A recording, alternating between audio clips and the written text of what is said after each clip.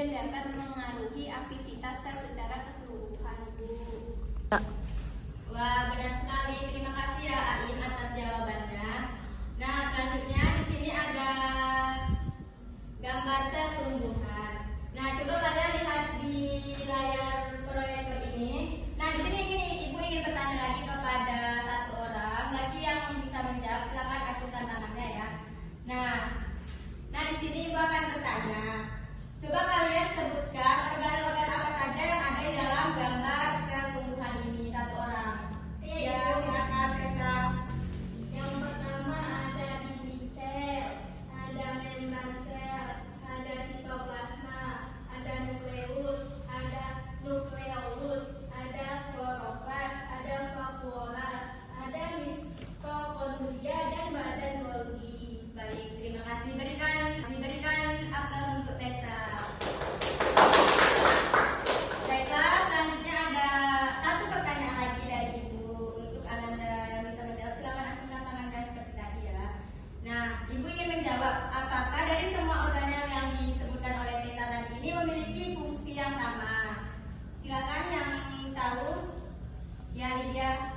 Mereka tidak punya fungsi yang sama karena sebagai unit struktural dan fungsional terkecil, masing-masing dari organel memiliki peran dan fungsi tersendiri. Ya, terima kasih. Berikan aplaus untuk Lydia. Terima kasih kepada Tessa dan Lydia yang sudah menjawab pertanyaan dari Ibu. Selanjutnya di sini ada, nah kita masuk ke materi ya.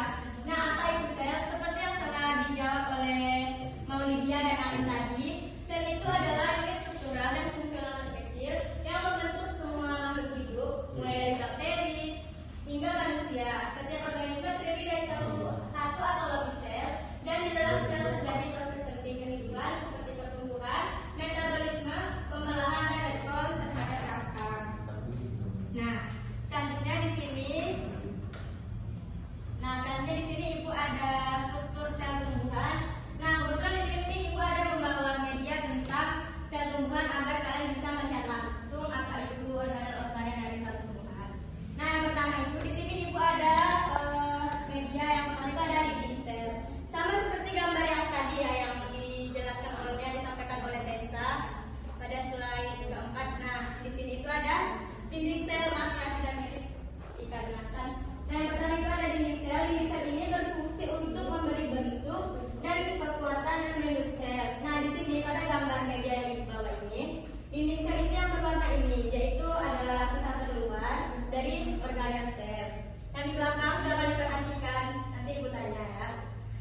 Nah, Ibu ulang ya. Di sini Ibu ada membawa media tentang sel tumbuhan dan mempermudah kalian untuk mengetahui yang mana itu membran sel, dinding sel, sitoplasma, nukleus, dan organel-organel lainnya.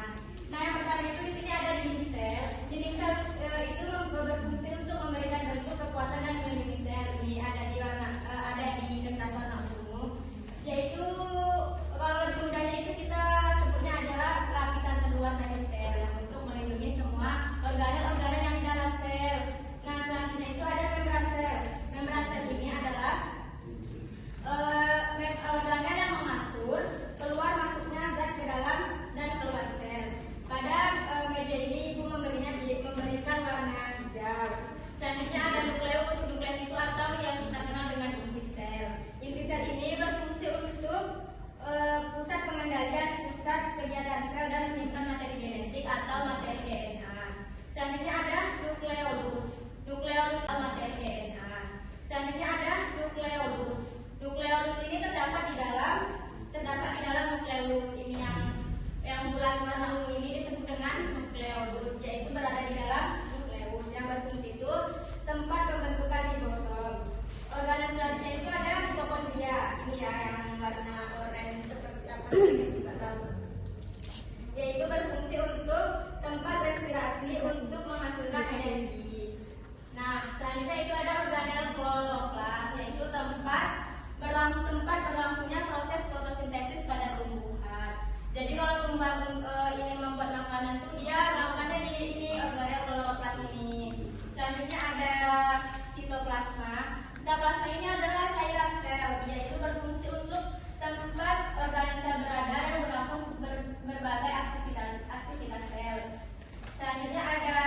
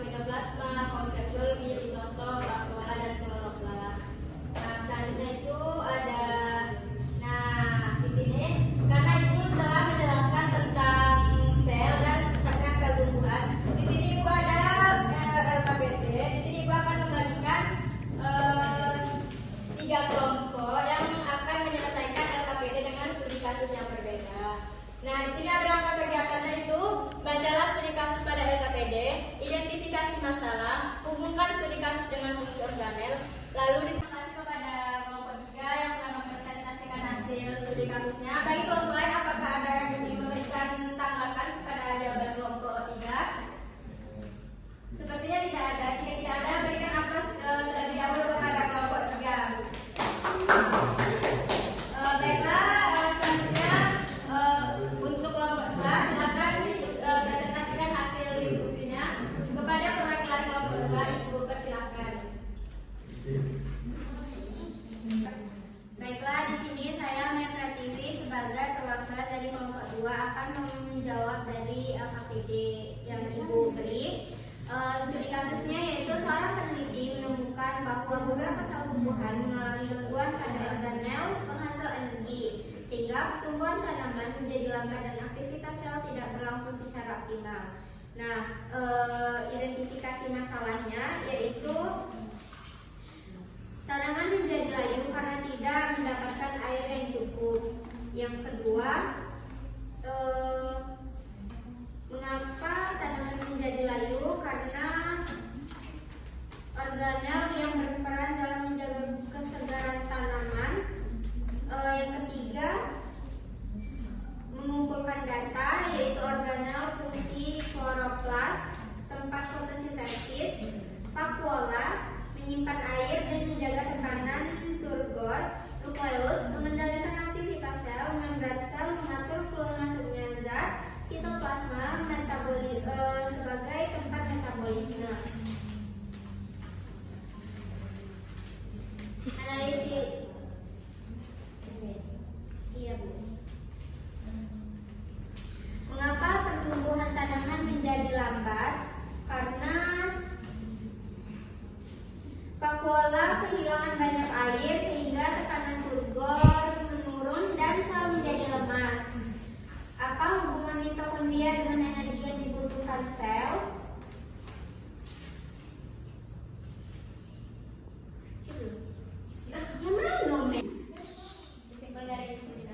Nah, di sini saya menyimpulkan dari studi kasus ini bahwa vakuola berperan dalam menjaga keseimbangan air di dalam sel. Kekurangan air menyebabkan tekanan turgor menurun sehingga tanaman menjadi layu.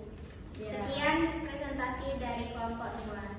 Baiklah, terima kasih kepada kelompok 2 telah mempresentasikan hasil studi kasusnya. Berikan aplaus untuk kelompok 2.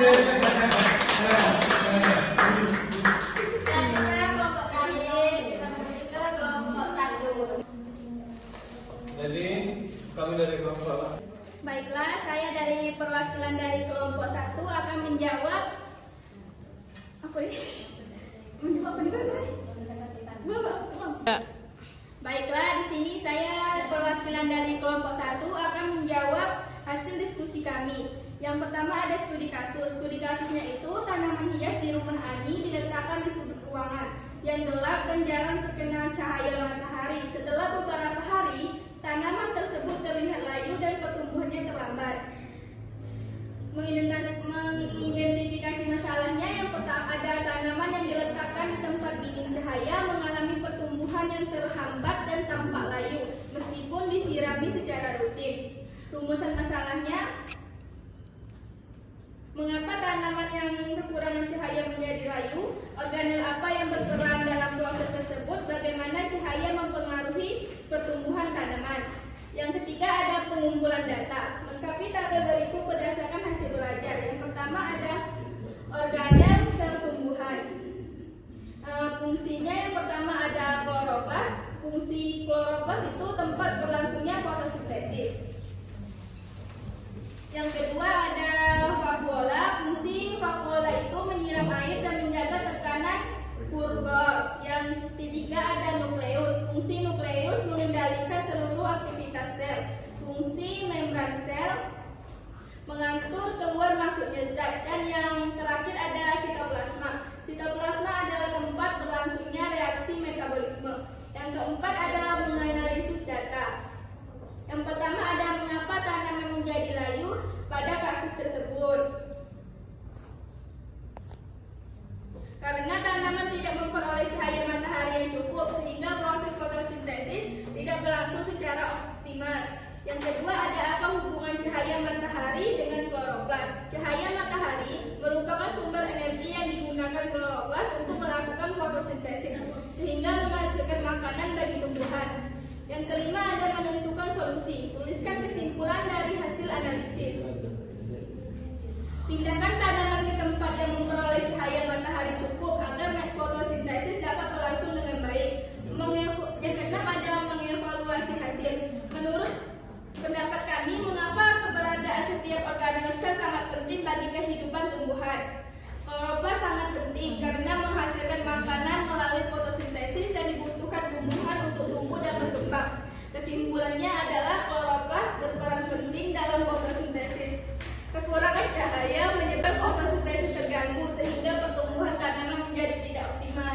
Baik, terima kasih kepada kelompok 1. Berikan apel kepada kelompok 1. Baik, terima kasih kepada 3 kelompok yang telah mempresentasikan hasil diskusinya.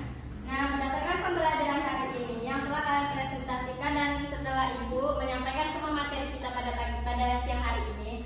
Nah, apakah ada salah satu dari Anda semua yang bisa menyimpulkan pembelajaran kita serta yang hasil presentasi kalian pada siang hari ini? Satu orang, silakan. Bu.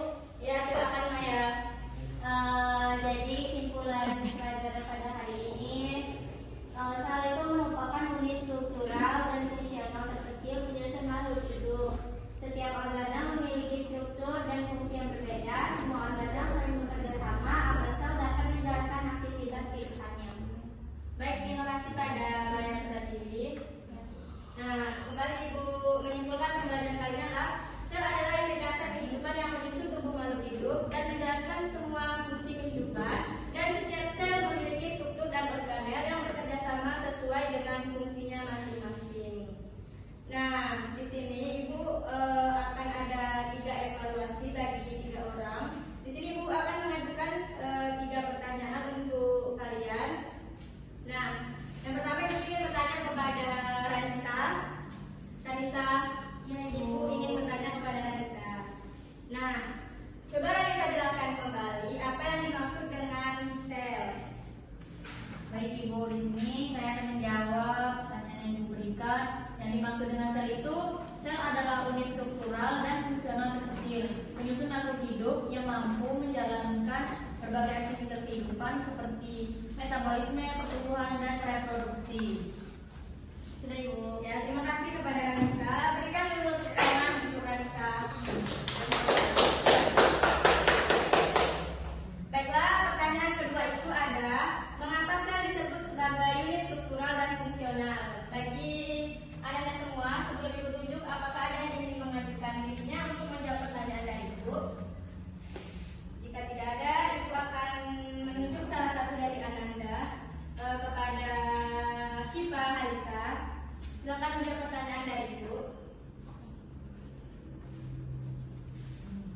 Soalnya, mengapa sel disebut sebagai unit struktural dan fungsional? Jawabannya, unit struktural itu karena semua makhluk hidup tersusun atas satu atau lebih sel. Unit fungsional karena di dalam sel berlangsung berbagai aktivitas kehidupan seperti respirasi, sintesis protein, pertumbuhan, dan pembelahan sel. Baik, bagus sekali jawaban Syifa Halisa. Terima kasih dan berikan aplaus untuk Syifa Halisa. Pertanyaan terakhir. Nah, ini adalah pertanyaan terakhir sebelum kita tutup pembelajaran kita pada siang hari ini. Bagi Anda semua, apakah ada yang ingin mengacungkan diri sebelum Ibu menunjuk salah satu dari Anda? Siap, Bu. Siap. Silakan Wawan. Pertanyaannya itu, sebutkan 3 saja organel dari organel yang Ibu sebutkan tadi beserta fungsinya. 3 saja. Baik Bu, ada 3 dari yang aku berikan. Ya. Ada nukleus, kloroplas, dan mitokondria. Nukleus itu mengendalikan seluruh aktivitas sel dan menyimpan materi genetik atau RNA. Terus kloroplas tempat berlangsungnya fotosintesis untuk menghasilkan makanan bagi tumbuhan. Dan mitokondria menghasilkan energi atau ATP melalui proses